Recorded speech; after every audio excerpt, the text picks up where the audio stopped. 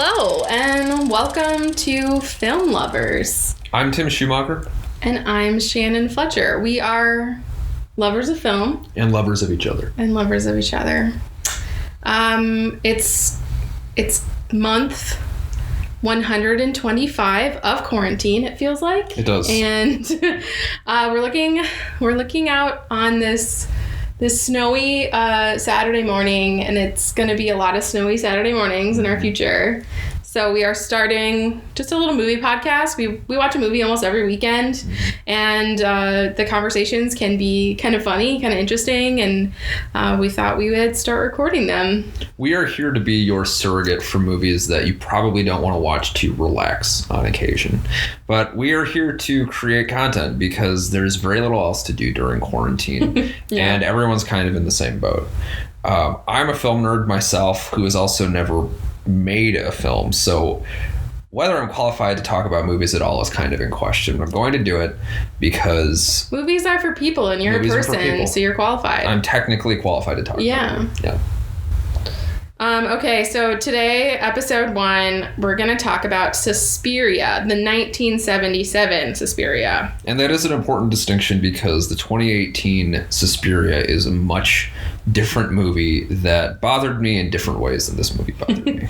Yeah, the idea here is Tim is going to select a movie and we'll do the podcast, and then the next week I will select the movie, and this is Tim's selection. This was my week. This was hopefully not the high point of this podcast because I was really excited to watch this movie. The problem with this is that I had seen the first 10 minutes of this movie, which after reflecting and watching the whole thing, we both kind of agreed is the best part of the movie.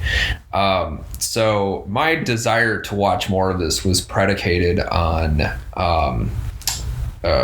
seeing the wrong snippet at the wrong time, I think. I kind of like that we're setting the bar low, though. Yeah. So that, because bad movies are interesting. I think a lot of people love B movies. People love to watch B horror films. Yeah. Because there's something comforting in just consuming it's like pop music or guilty pleasure items. That's a guilty pleasure for a lot of people. And this movie has 93% on Rotten Tomatoes. It's clearly enjoyed by the masses. We didn't really find it great, and we'll get into that later. But first I want to read the synopsis just in case you haven't seen this film. It did come out a long time ago, and I don't think this was a huge release. It feels artsy. It feels a little bit undercurrenty. I'm not sure. I think even now it's a movie that's appreciated by people that make movies and are confronted by choices in making a shot of a movie. And this movie does a lot of inventive things with how the movie looks. But watching this movie, it is striking. Watching this movie in 2020, listening to the script be read, was not enjoyable. Yeah. Okay. Here's the synopsis from Google. Susie travels to Germany to attend ballet school. When she arrives, late on a stormy night, no one lets her in, and she sees Pat, another student, fleeing from the school. When Pat reaches her apartment, she is murdered. The next day, Susie is admitted to her new school, but has a difficult time settling in. Wow, that's an understatement. She hears noises and often feels ill. As more people die, Susie uncovers the terrifying secret history of the place. And the secret is that the teacher staff are witches. So this spoiler alert. This could occur in the Harry Potter universe, is what I'm saying. Is that this could be Germany's version of Hogwarts. So this synopsis really doesn't tell you a lot. No, it does not do the film justice, and that's coming from someone who didn't really love the film that much. Mm-hmm. We'll start with hot takes. I'm going to start. Okay. My hot take is that this movie is fantastic on paper. It's about a bunch of hot young people who are very passionate dancers living together in close quarters in a spooky old boarding school, dressed in cool dance clothes and getting drugged by their teachers. And all of these ingredients are my favorite things. I love ballet. I love old spooky schools. I love witches. I love like leotards, like the clothes, a lot of the ingredients. This is like if you read the description of like a menu item at a restaurant and it's like, oh, I love all these things, so I'm gonna love the dish, and then you don't. Like all of the execution went poorly. Like I really do think that the setup and a lot of the key ingredients of this movie are fantastic. And we're setting it up for success, but then execution-wise, from choices made by the director to all of the performances to the edit to like lots of like loose ends, so many loose ends in this movie. Just everything about the execution is just poor, in my opinion. But the raw ingredients and the idea of it is so great, and I think that's why, like earlier you said, this is a movie that people who like to make movies appreciate. I think that this movie feels like a prompt. It's like, hey, here's a great idea for a movie that I didn't do very well on.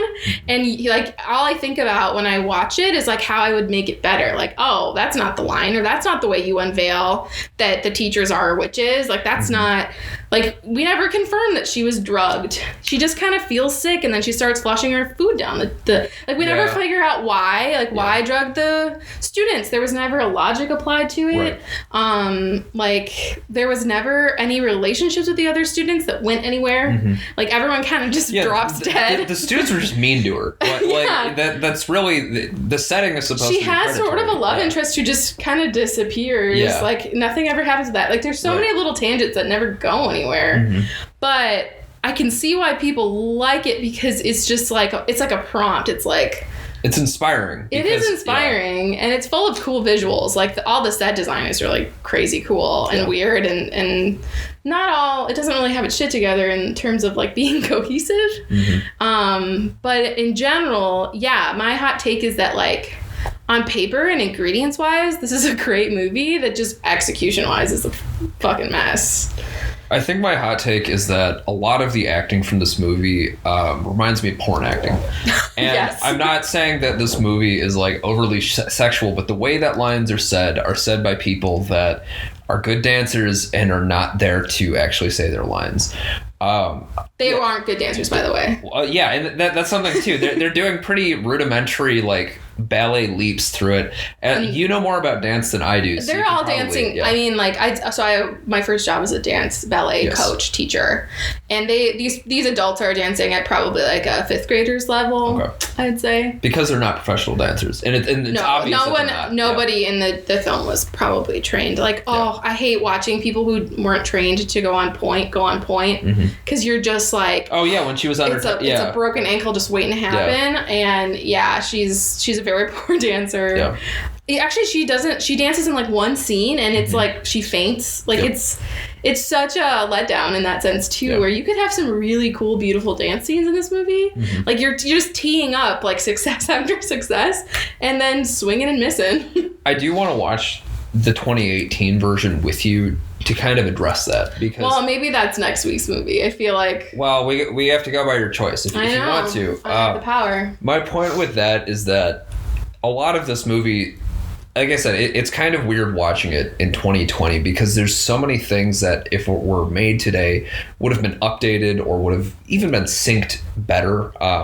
We made a point last night that a lot of the voices in this movie seem off sync, whether that's due to dubbing or not. That just wouldn't happen in a movie today. But the script itself, like you said, is full of loose ends that don't go anywhere. And I feel like the point of that is supposed to be because there are witches in here. It's like literally supposed to solve every problem that you have with the movie in a really lazy and like, it's a Deus Ex Machina. It's a Deus Ex witch. It's so lazy. It's totally that, because there's a scene in this movie where she's brushing her hair and a maggot falls into her hairbrush, and she starts freaking out, and she runs into the hallway, and all the girls are freaking out because maggots are falling from the ceiling, and just this terribly disgusting scene that I'm sure traumatized some of the actors involved. Because like the maggot budget for this movie was probably higher than the script writing budget. There were a lot of maggots in it.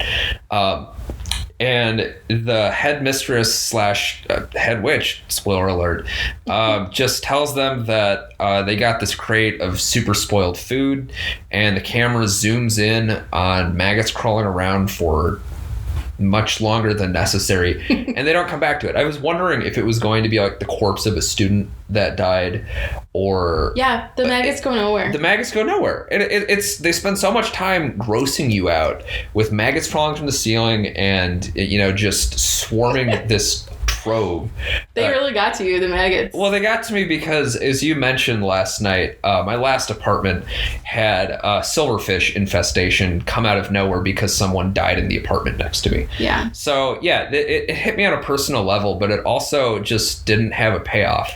And so many things in this movie did not. It's like, that's dope, and then you never see it again. You never see that person again. And it's like, this woman looks intriguing, and she's got kind of an attitude, and then she disappears. Like, in the beginning of the movie, when she moves in with a dancer who is just super passive aggressive in everything she says. The goal of writing this character was like, can we make a human made out of passive aggression and cattiness? And they did it. And she never... It's honestly a little on point for dancer stereotypes. Well, I mean, I understand the prima donna stereotype, but like... Yeah, that's kind of what I thought they were going to build her into. The like, she's the star. Yeah. She wants to keep an eye on the new girl because... And that makes sense. But that character like vanishes into thin air halfway through the movie. Like there are no relationships in this movie. None. She doesn't have a relationship with the dance teacher. Mm-hmm. She doesn't have a relationship with her roommate. A little bit. There's like one sliver of relationship with the roommate. But is that consistent? I mean, does that carry through the rest of the movie? I mean, that roommate and her are probably friends while both of them are alive for 10 minutes? Yeah, that's true. It's so weird. And then there's like, she goes to that university to meet with her dead roommates or her missing roommates, psychologist. Yeah. And I was like, are we going to learn about we learned a little bit about witches and the history of the school, but like those ideas never really came back. Yeah. Like, there's just so many little pockets of the story where you're like, why were we given that information? Right. Why did I meet that person if like they are inconsequential to the story? Right. Have you ever seen The Room by Tommy Wiseau? Yeah. Famously bad. Yes. The plot of this, I think, reminds me so much of that. You think so? You think it's that extreme? Well, just things start and then they never go anywhere. Yeah. Like he's always walking into a room and then walking out of it, and then you never see there's a famous scene in The Room where somebody it turns out had cancer. Yes. There was and I definitely have cancer. And it's like, whoa, exactly. There's so many moments where it's like that came out of nowhere and never goes anywhere after. Right. It kind of I thought about The Room a little bit. Mm-hmm. Wow. While watching this, that's how it's not bad to me plot wise. Yeah. Obviously the visuals are gorgeous.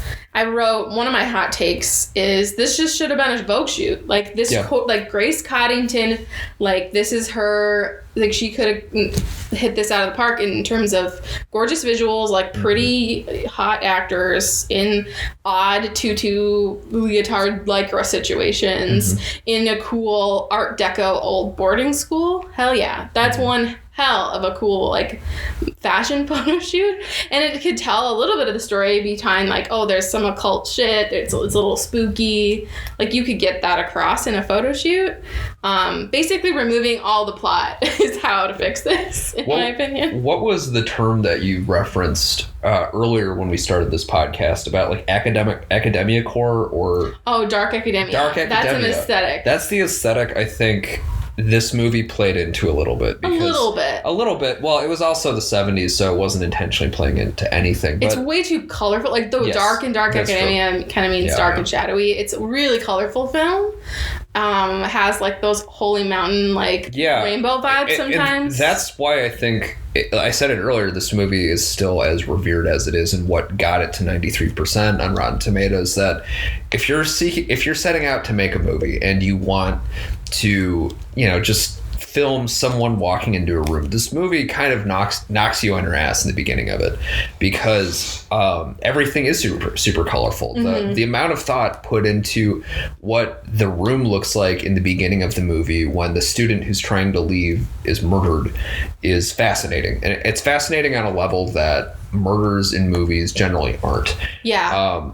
There's plenty of talk about how violence is depicted in media where there are no consequences to it. And you'll see like an action star shoot a room full of people, and that solves a problem that they're dealing with at the time. And he goes about his day, no PTSD for murdering people, no thought on the families of the people that are being murdered. And I think this movie does dwell on the violence to a point that it makes you feel kind of what someone in that situation would be, where in the beginning of the movie, not throughout the rest, the people dying randomly throughout the movie, it really feels like this guy spent like a year writing the first 5 scenes of the movie and then realized that he needed to film 90 more minutes because the amount of time that they spend lingering on the woman dying in the first scene to the people dying at the end of the movie is night and day. It's really shocking that this is one movie because it feels very fragmented. I don't know if this was an issue in editing, and I kind of want to learn more about Dario Argento's process because this has maybe they lost a ton of footage. I don't know. It's possible because like there was a fire. This movie has so much going for it in terms of the visual department and how much thought was put into how it looks that it blows my mind that the script, like writing a coherent script would have been as much of an afterthought as it was in what we saw. Yeah, because there was a lot of planning. I mean, the lobby in this like. The lobby is hotel or apartment building. It's an acid trip of a room. I mean, it's a fractal design, floor to ceiling. Yeah, maybe he blew his writer budget. Like he was gonna have writing help on the script or the script might have had to be reassembled or something. It's funny. One of my favorite movies, Lost Highway, is specifically about David Lynch's frustration from studio execs meddling in the writing process during filmmaking. And this kind of calls to mind that because maybe, like I said, there's talent here. There's capability in making a movie. Probably should have hired a different set of actors. There's capability in making beautiful pictures. That's what I mean. Because like, I don't know if this man is necessarily great at film language, but he's great at creating a shot in a room. And like, so I think the reason this movie is famous is because several stills of it are very famous. Yeah, well, and they've inspired other things. There wasn't any cinematography that necessarily stood out. It was just kind of like tableaus of really cool interior design, plus costume, plus, you know, hot dead girl covered in hot pink blood, right? Yeah, I mean, when I look for a movie to suggest to it, I'm usually typing in the search terms "hot dead girl." Hot dead girl covered in very unnatural looking blood, right? In anything, I just say "hot dead girl covered in," and I let Google go. Gross. Not maggots, though. You don't like maggots. No. If I see maggots, I am throwing my computer out the window. It's not acceptable in this household. Okay. No, that's something that's always like unnerved me on a personal level, just like seeing the crawling of it. Yeah. Of a group. It's funny. And I don't think I'm the only person to have that revulsion because it's in this movie to the point. Like it's there to gross you out. And they're playing with the fact that it's a movie about delicate, dainty ballet dancers that are all just jaw-droppingly thin. I mean, one of the most believable scenes in this movie is when she collapses because she says she's feeling weak because she looks like she's starving. Like, I know. That's every ballet school, even today. True. Yeah, that might not have changed. But another point I want to go back to in this movie is this movie is made by Dario Argento, who is an Italian man, but it takes place in Germany, but it feels like it still takes place in Italy. The main reason I say that is because the doctor in this movie, his prescribed plan for her feelings of faintness and weakness is to drink red wine. They also call this doctor the professor, which made me laugh. Like, what? Yeah, professor of what? He might be a professor of Italian studies. Italian studies or enjoying life. Like... Professor of feeling good. Professor of bon vivant. Yeah. Wait, what does that mean? Oh, it means like good living. Oh, gotcha.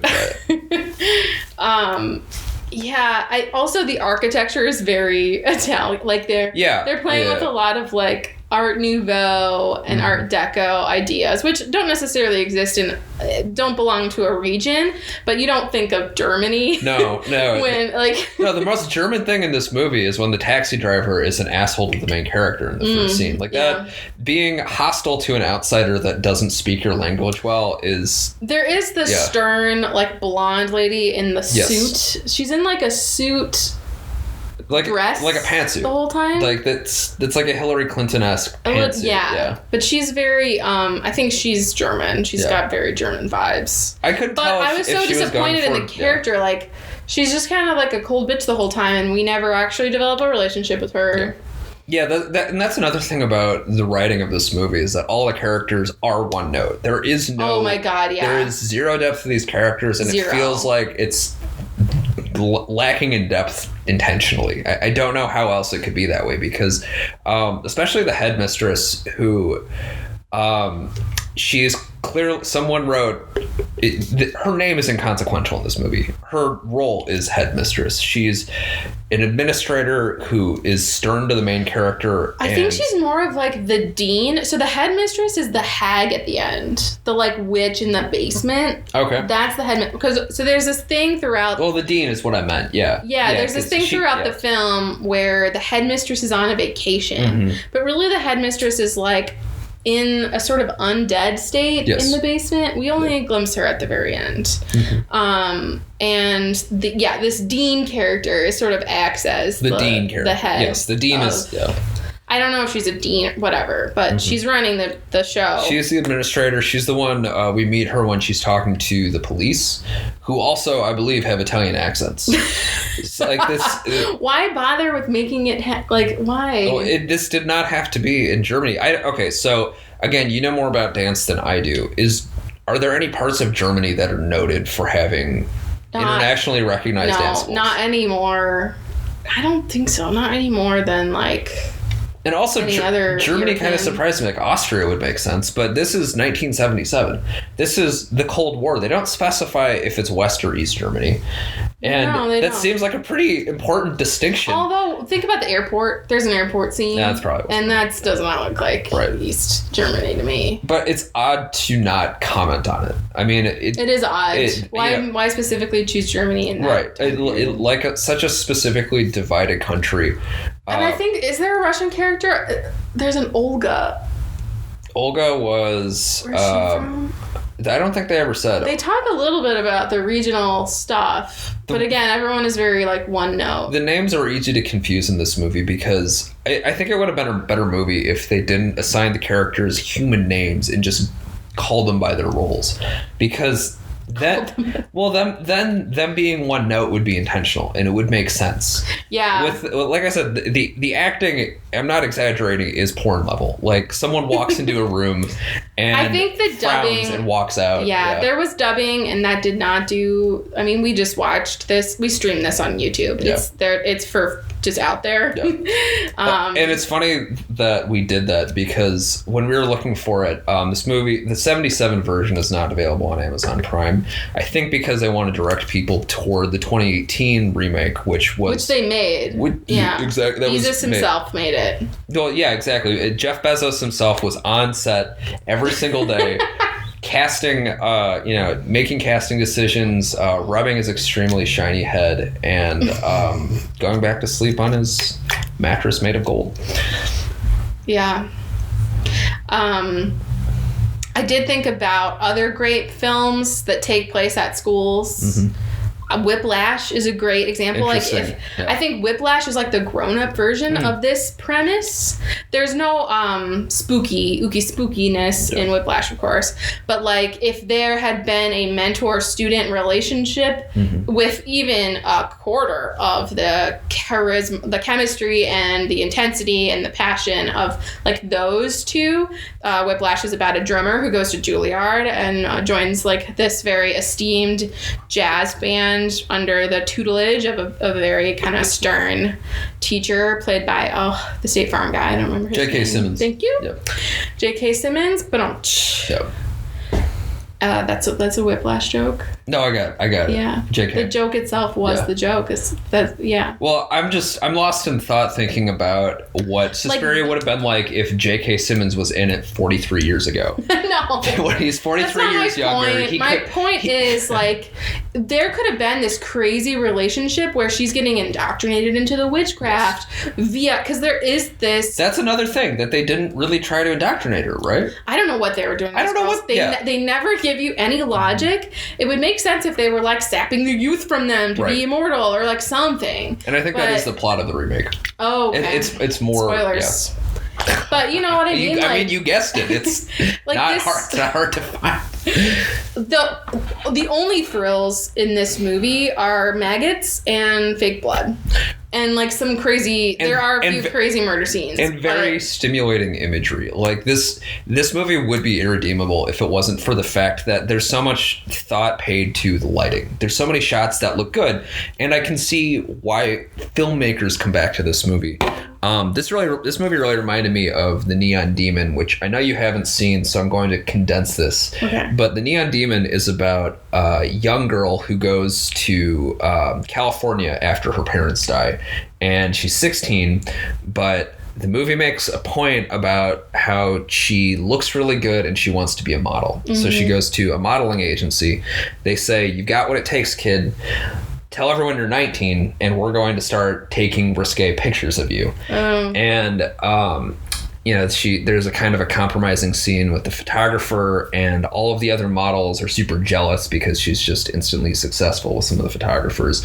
And there isn't any supernatural element to it, but a lot of the shots making use of palette, the color palette in Suspiria was largely red, purple, blue to give the image of, in horror movies at the time, we said the soundtrack at this sounded a lot like Halloween. It does. They just repeat what this year did one Halloween song. Come out? It was in the 70s. I don't want to say for sure while we're recording this because I'm going to be wrong. I'm good. And then you're going to be you will have proof that I'm wrong for the rest of this podcast. I'm not even going to guess. Okay. But I think this... all I typed into Google was Halloween, which gets you a different answer. Tell the listeners what you got, Shannon. Yeah. Saturday, October 31st. Oh, Shannon, Halloween film. But what I was saying about the color palette in this movie is that I think it's taking from what a lot of horror movies made in the 70s were making 78. use of. Yeah. Okay. So other way around. Yeah. Next year it comes out. That's crazy. Yeah. Well, but it was probably underway when this movie was released. But the music choices maybe weren't. That's kind of interesting. That is interesting because the soundtrack sounds so similar. They're so similar. Well, I can believe that John Carpenter took some inspiration for that because he famously wrote the music for Halloween and directed it, but he clearly took some pointers from Suspiria. I think Halloween is a better movie than Suspiria is. But he also just has better talent working with him. But the color palette of this movie is supposed to look like other horror movies at the time. That's how you know it's a horror movie. And when you see like a red glow around someone's face, it's supposed to tap into your sense of dread that you get when you've watched other horror movies before. It's the director saying to the audience, these are beautiful women and they're in trouble. Mm-hmm. Without communicating that through the script, just how movies normally work. I think this tries to evoke a sense of dread by playing on what the audience already knows. And the Neon Demon did the same thing. The reason I bring up the Neon Demon because it thematically it looks a lot like Suspiria. It's taken so many notes from it that. What year did that come out? 2016. Oh, okay, that's very recent. It's a newer movie. With Keanu Reeves is like in it for 5 minutes, but the movie makes a big deal about how Keanu Reeves is in it, or at least that's how it was when it was promoted. And that movie too. A lot of movies do that. That movie is kind of the same issue where it's ton of attention paid on how a few scenes look, and a lot of the plot doesn't go anywhere because it takes time to write a script to think about where things would go or how characters would interact, and this movie isn't interested in slowing down to do that. Nope. Well, you know what I mean? It's kind of like there's how so much unnecessary shit in it though. There's so much. You could have cleaned that up. Well, there's both unnecessary and shit room. and not enough shit because so many of these loose ends end up not getting wrapped up. The blind man and his service dog, get that character out of there and build some relationships with the others. Like, this movie should have either been half an hour shorter or longer because you either need to How long was it? It was like, I think it was like it was like an hour and a half. It was probably like 100 minutes. Okay. 90 to 100, somewhere in there. Yeah. But, my point is that you either don't include that or you finish what you started. And this movie half-assed both. Yeah. And couldn't commit to saying, like... or identifying how these people are witches. The movie that comes to mind when I saw this. What's the witchy project they're doing? We don't get anything. We don't get anything. We don't know. There's a wrinkly lady at the end who dies. Like everyone else in this damn movie, she dies minutes after she's introduced. Oh, and the house collapses at the end, right? I think so. Kind of. I remember the walls were kind of coming down when she's leaving because they needed to reference something that was good to keep this movie together, and I think that's a call out to the fall of the House of Usher. Just the thought of the evil in this house is so profound that it was literally keeping it standing, and when the evil is slain or vanquished, the house collapses on itself and its own degeneracy. And what I think about this movie is that they saw Rosemary's Baby was popular and they just thought, we're gonna do that. Or maybe that's how I get the funding to do this other thing that I want to do. Yeah, which really is like a cool Vogue shoot. Yeah, exactly. With a bunch of hot young ladies. Right. The boarding school itself is very much the main character. Yes. That got by far the most time, effort, and director thought put into it. Yeah. I mean, I would argue too.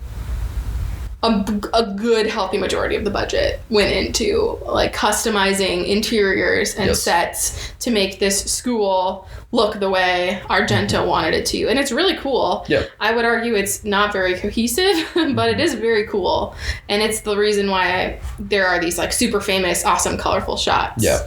Throughout the film. And not even just the school. That apartment in the beginning that we saw, all the interiors. All of the interiors are just wall-to-wall art designed. I feel it's the kind of room that you would walk into and not want to live there because it's so stimulating. You can't you can't exist in this room and not have your mind race because the designs on the walls are so much to focus on. They're overwhelming. See, that kind of ruins my theory, which was that the boarding school itself was magical.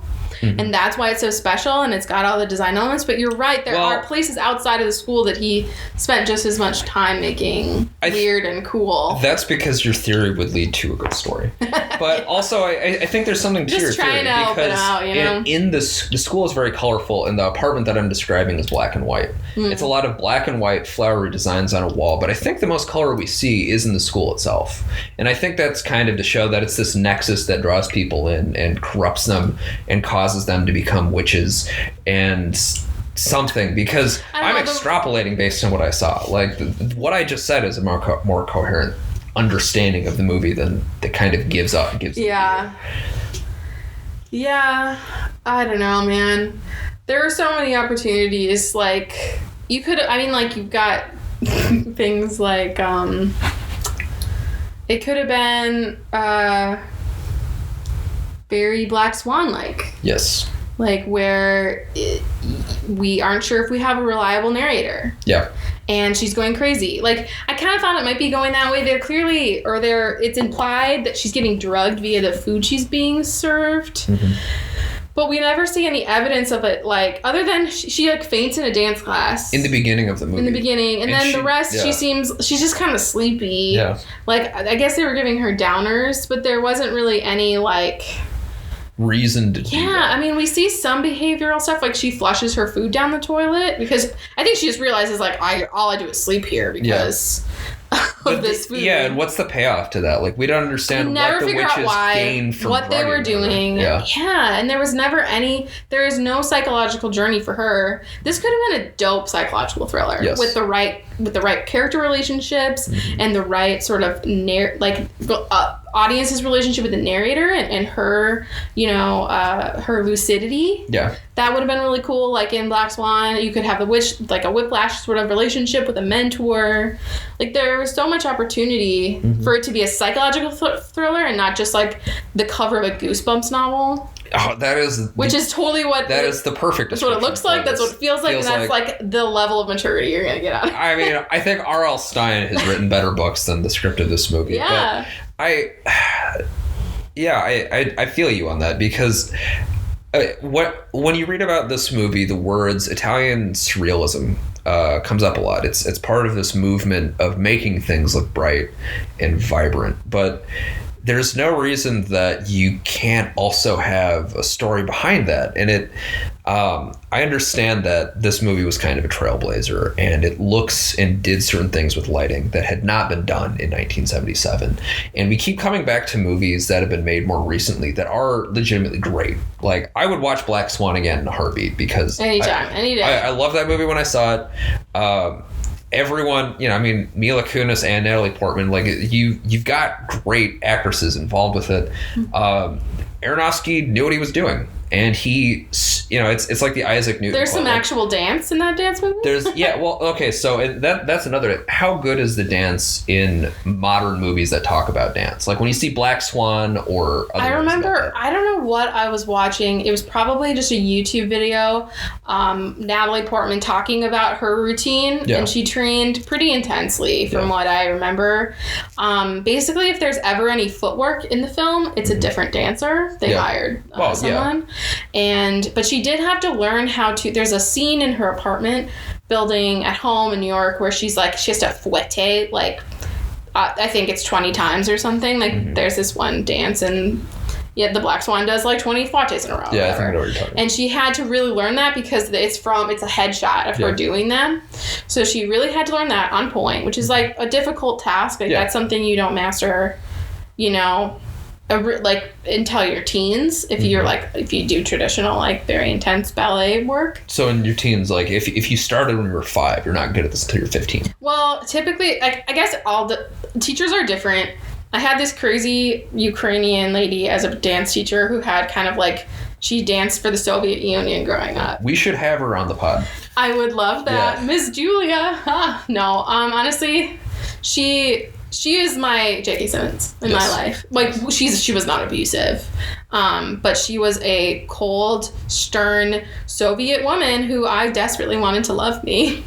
And like I went on a psychological journey with this woman, this mentor. So I understand like the depth and like the opportunity that's there if this movie had just gone there. Anyway, I'm talking about Point. I was not allowed to start on Point until I was like 12. Like, you have to be strong enough. She wouldn't let anyone put on Point shoes at our studio until we were like, I want to say 12, 13. Why is that? It was a developmental thing. Like, you need to be strong enough to hold up your entire body weight on that like 3 square foot inch times 2 6 square foot inch space. Injuries she was very worried about injuries. It's funny, like every girl who ever left to go to another studio or to go join one of the school's teams or whatever, she was like, just you watch, girl, she'll be in crutches in 6 months. Like, it was she didn't have that accent. She had a Soviet accent, but it was always about, hey, if you just fucking listen to me, you're not going to be injured. You're never going to have to sit a season out in crutches, which a lot of dancers did, just like cheerleaders. Like, there's always 2 or 3 cheerleading teammates who are in crutches. And, I've never had a serious injury. I've never broken a bone. I've definitely pulled some muscles in my, like, athletic career. I once got dropped by my dad when we were doing a partner dance. Which is why you're afraid of me picking you up. Yeah, I hate being picked up because of that. I have trauma. And I had a huge bruise. But never basically, you've never dropped me. Yeah, you do have that going for you. But anyway, So really you only learn point in, at least in a school like mine, you only start learning when you're like 12 or 13. So, and it's not like you didn't have 12 years of training before that. Yeah. I mean, most of the kids I taught were like 3. And you're just sort of like miming what the teacher does. But then by the time you're 13, yeah, you should be able to be trusted on little point shoes to not do something that breaks your little ankles. And you really cringe in the scene in the movie where she's feeling faint. I'm doing air quotes for people like can't see me because yes, that was a cringy, yeah. So the scene that we're talking about is that she's on point, she's on her toes, and she tells the teacher that she's feeling too faint and she just wants to rest for a little bit, and the teacher pushes her like, no, this is the first time we get to work together. I want to see how advanced you are. You're gonna dance. And the scene is her kind of she's on the tips of her toes, falling over slowly, right? Like she's moving around as someone who is starving or something. I'm assuming would, but you cringe during that scene because I believe you said the words like "that's a broken ankle" or something last night, and it's a broken ankle waiting to happen. Because if you don't have the right flexibility and strength in your feet, and you can tell just the shape of a ballet shoe is supposed to be an arc. Yeah. And that the box, the square on the bottom of that shoe, that entire thing should be making contact with the floor at all times. And she wasn't doing that. Oh, no. Okay. Also, her shoes look brand fucking new. Which is just exactly. It's like being on ice in that case. Like, you gotta scratch that shit up so that there's traction. And it's bizarre that they're brand new because she supposedly borrowed them from someone who had been at the dance school for years. Well, I mean, that is a small detail. It's a small detail, but I think that kind of wraps around to how we see the movie watching it in 2020. Because in 2020, the film industry is this monster that gets more funding than any single person knows what to do. Natalie Portman had a very expensive dance coach that she trained with for a year to make Black Swan. And this film wouldn't have never had that kind of money or just the infrastructure for, we want to make a film about ballet. Who do we contact to fast track, teach my lead actress how to do it, And I think that's the difference between how this movie was made and how any movie that gets any amount of funding would be made today. Because I think studios are... This was the 70s too. I mean, you see a movie in a movie theater and you can't press pause. You can't press pause. You can't, nobody really thought that hard about movies, I think. I think audiences were a little easier to please. I mean, I would argue there was still... I think there was less fear that a movie would bomb because people needed content back then. There wasn't a way. That's how TV was so bad in the 70s. Oh my God. Well, and TV was bad from the 50s to the 80s for the exact same reason. And it's just because we're just filling airtime. We're just filling airtime. It doesn't matter. People will watch literally anything because they don't have any other way to get it. Yeah. 77, I believe, is before VCRs. So if you put it in a theater, it's going to make money because people are looking for an excuse to see something. It was the only movie. The idea of seeing a movie is an experience, not the kind of movie that you would see or necessarily the genre. Yeah. And, compounded by the fact that this is Italy, where, yes, great films have been made. I mean, this is being made at the same time that Sergio Leone is making The Good, the Bad, the Ugly. Yeah. Yeah. I mean, it's a rich history to I mean, I'm definitely not belittling Italian film history, but also I don't think he had a lot of competition. If you make Italians mad, we're going to hear about it, Shannon. What I mean is I don't think he opened against any other thrillers. He probably had absolutely no competition in terms of the kind of movie he was putting out. And that's what I'm saying. In 1977. As long as you can make a movie. And he wanted to make he wanted people to talk about how the movie looked. And I think, the plot is, you could argue paint by numbers, you could argue that somewhere less than that, because if it had been formulaic, it would have made sense. And the movie doesn't really make sense. But what he wanted people to talk about when they left the theaters is wow, that scene where the actress is just bathed in blue, red, and purple lighting felt really psychedelic. It's playing into the cultural zeitgeist of the 70s, where everything kind of looks like, psychedelic art, and just making things look colorful with nothing underneath it. Kubrick actually called that psychedelic fascism because the reason he said that is because it's a way of getting people on your side without giving them substance. It allows people to the Democratic Party. Yeah, I mean it's all fucking gesture. It's all fucking gestures. Yeah, there's no substance. You're not creating art. You're creating cotton candy for people to digest and feel good and trick them into thinking. It's the gif of Nancy Pelosi tearing the speech up at the State of the Union. Absolutely no substance. Absolutely no substance. It doesn't accomplish anything that the act should. I mean, the act of Pelosi tearing up the speech is supposed to be some rejection of Trumpism. I believe, like, the next month she approved the budget. It was only a gift. Yeah, she's feeding.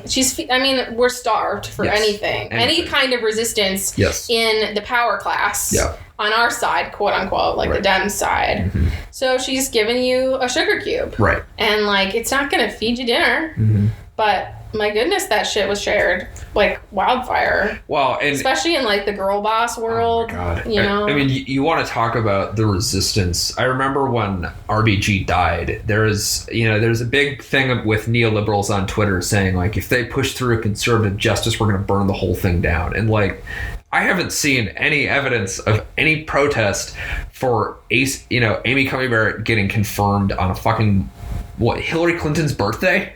Like, they confirmed her to own the libs, and there was no lib resistance to that. It's Trump's entire being too. He is also psychedelic fascism, where it's the idea of the wall. That's all that matters. It doesn't matter if the wall works. Yes. There's just this idea. Or if there even is a wall. We're going to talk about building the wall, but actually building the wall is inconsequential. It's the chants at the rallies. That's his platform. I mean, it's a bulleted list of different chants. That specifically is because Republican voters are happy to hear someone saying fuck immigrants in this country. Like, that's... and there are policies behind it. I mean, with Stephen Miller. And putting a Nazi in office is a good way to, I guess, rile up Republicans. But what I'm saying is Nancy is not the only, cotton candy spinning... No, it's a great modern understanding of it. But the reason it was called psychedelic fascism in the 70s is because it was a co-option of the counterculture.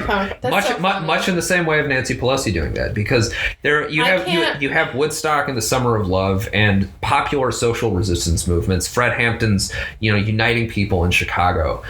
Getting young people on board with changing society for the better. And the media steps in and takes their symbols and uses them, and suddenly their symbols don't mean anything. And it's exactly the same. And, in the 70s, that was psychedelic art because psychedelics were, LSD was this illegal thing that was supposed to expand your mind and show you that the U.S. government was actually a force for evil and imperialism abroad. And nowadays, we have this idea that the Democrats are the good guys and Nancy Pelosi is working on behalf against Trump.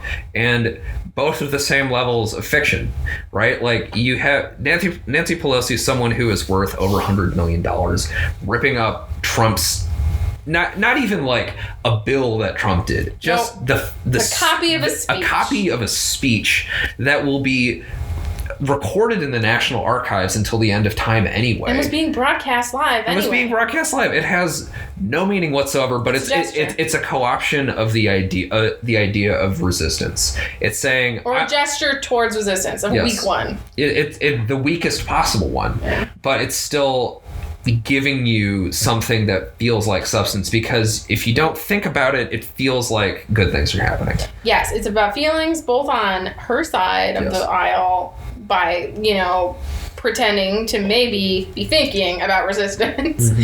But also, like, a ton of, conservatives got angry about it. About civility and all this whatever. Right. So, in a sense, it was feeding cotton candy to everyone. Yeah. She wasn't even just feeding it to her side. Well, it's the idea that any publicity is good publicity, right? Like, a Speaker of the House has never done that in modern politics.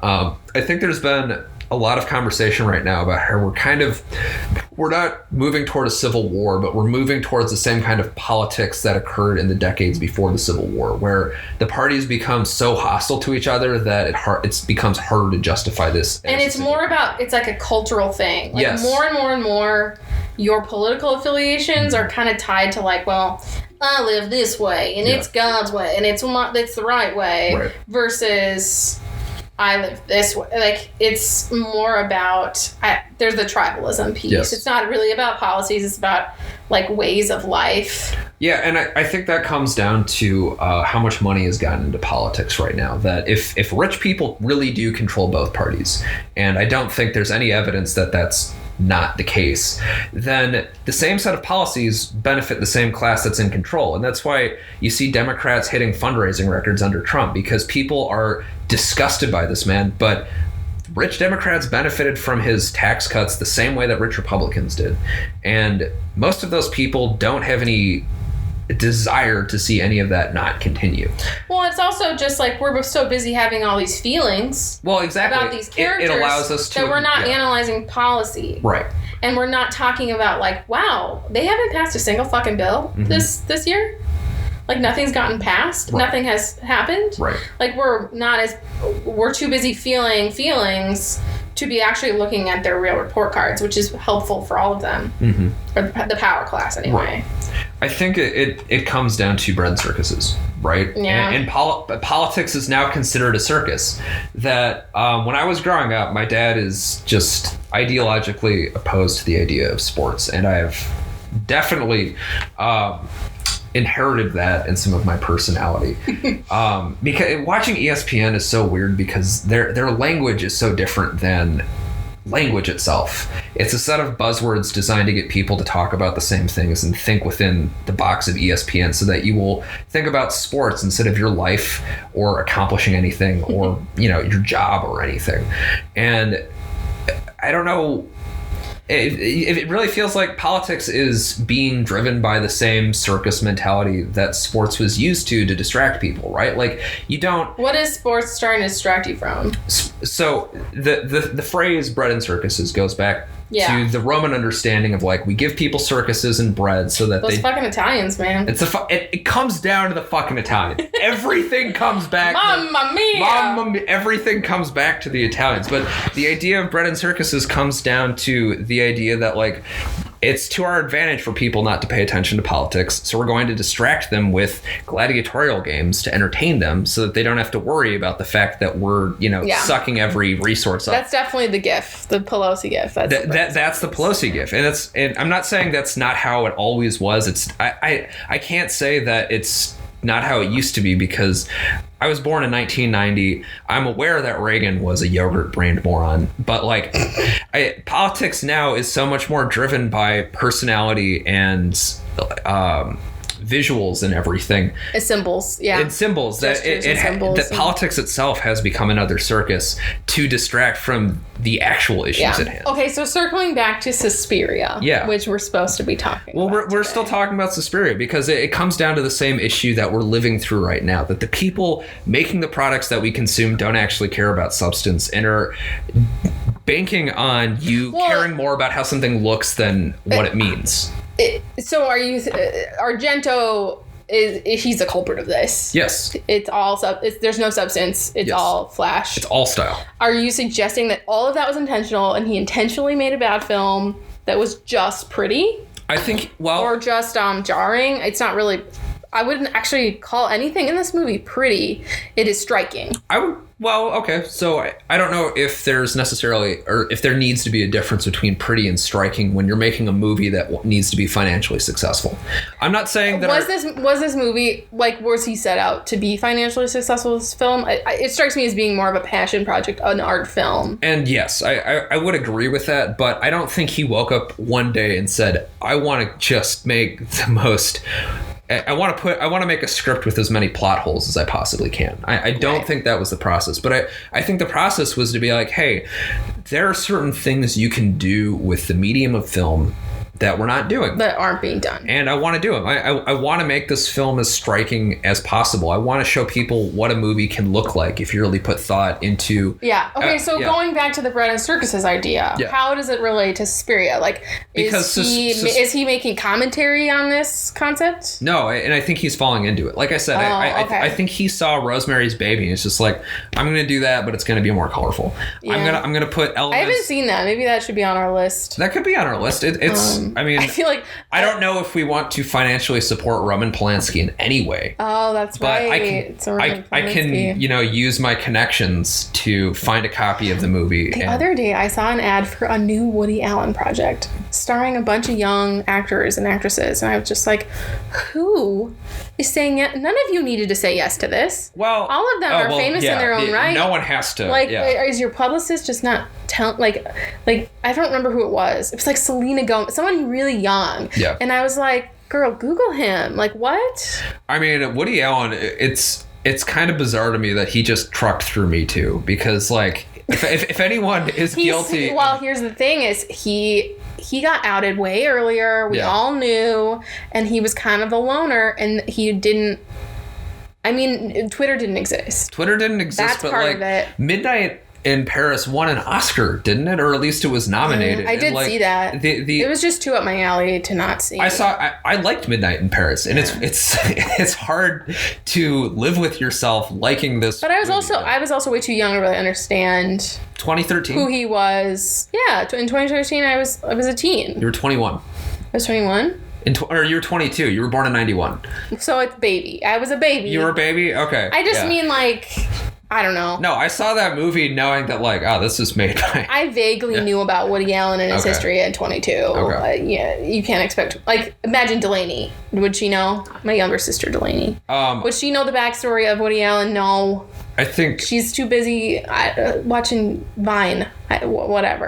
You know, she's a youngster. She's a youth. Hey, we now have a member of Congress who is 25 years old. That's amazing. No, it's not. That guy's a Nazi. But the age part's amazing. Yes, the age. I do think that Congress should be younger. Yeah, I think Congress should be much younger. So you and I have talked about age limits, and I think that's absolutely necessary because there's a lot of commentary around the fact that authoritarian governments become incompetent because they remove themselves from the problem, and when you become too removed from a problem personally, you don't know how to solve it.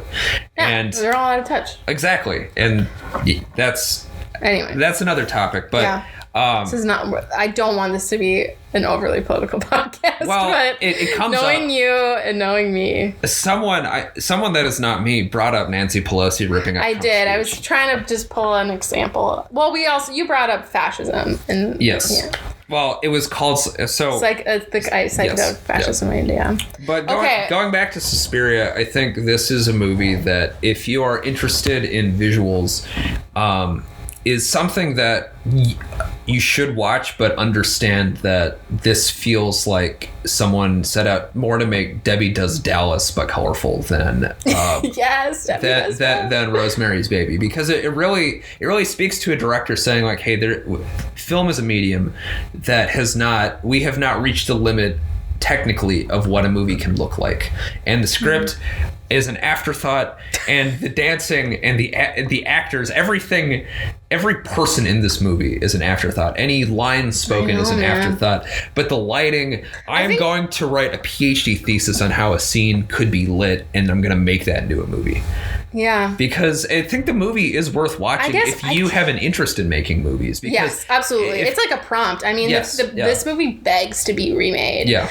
Because it's done so poorly in some ways that like literally anyone's grandma could improve the script of this film. Right. I think you're right though. There are things that we take for granted, like colorful lighting and just stuff that was revolutionary at the time. And seriously, like go back and watch a movie, like any horror movie in the 70s, and like nothing looks as good as this movie does. But a lot of movies aren't. You might be written a little bit better than that, but if you're in 1977, you want to go see a movie, I think this is something that would blow you away, because sitting down and seeing this in a theater is probably as revolutionary as seeing Star Wars. Yeah. And that came out the same year. And it did, yeah. It's something that really exists as a technical marvel for the time that feels super dated now. And super. There's something else I want to talk about when you mentioned B movies and the enjoyment specifically of B movies. This still to this day, this has 93% on Rotten Tomatoes, and I think that must be it. I think it's a pinnacle of the genre that it exists in, because do you know what Troma films are? Troma is a filmmaking company that intentionally makes B movies. Like before there was Sharknado, there was the Toxic Avenger.